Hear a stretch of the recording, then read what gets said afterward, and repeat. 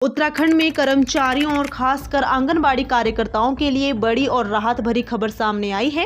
राज्य सरकार ने वर्षों चली आ रही एक बड़ी मांग को स्वीकार करते हुए सेवानिवृत्ति पर मिलने वाली सहायता राशि में ऐतिहासिक बढ़ोतरी का ऐलान किया है। अब तक जहां आंगनबाड़ी कार्यकर्ताओं को रिटायरमेंट के समय 35 से 40 हजार रुपए की सहायता दी जाती थी, वहीं अब सरकार ने इसे बढ़ाकर न्यूनतम 1 लाख रुपए करने का फैसला लिया है। ये महत्वपूर्ण निर्णय आंगनबाड़ी कार्यकर्ता संगठनों के साथ सहमति बनने के बाद लिया गया है। महिला सशक्तिकरण एवं बाल विकास मंत्री रेखा आर्या ने इस संबंध में विभागीय अधिकारियों को आवश्यक निर्देश जारी कर दिए हैं।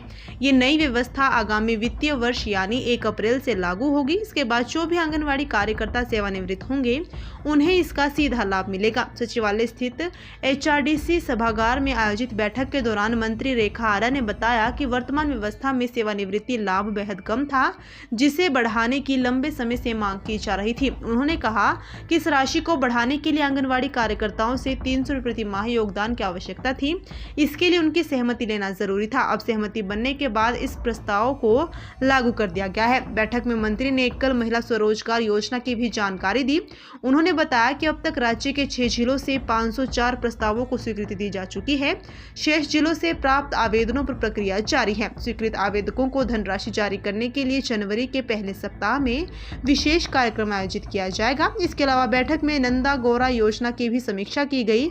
मंत्री ने बताया कि इस वर्ष इस योजना के तहत अब तक 45,000 से अधिक आवेदन प्राप्त हो चुके हैं, जो अब तक का रिकॉर्ड है। आवेदन की अंतिम तिथि 20 दिसंबर है, इसलिए संख्या और बढ़ने की संभावना है।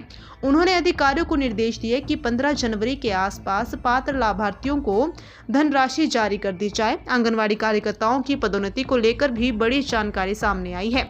मंत्री ने बताया कि 88 पदों के लिए 1 सप्ताह के भीतर विज्ञप्ति जारी कर दी जाएगी, जिससे लंबे समय से रुकी पदोन्नति प्रक्रिया को गति मिलेगी। इसके साथ ही सरकार ने वृद्ध महिलाओं की सहायता के लिए एक नई योजना शुरू करने की भी तैयारी शुरू कर दी है, जो अगले साल लागू की जाएगी। इस योजना के लिए 8 करोड़ रुपए का फंड उपलब्ध करवाया गया है और अधिकारियों को आवश्यक दिशा निर्देश दे दिए गए हैं।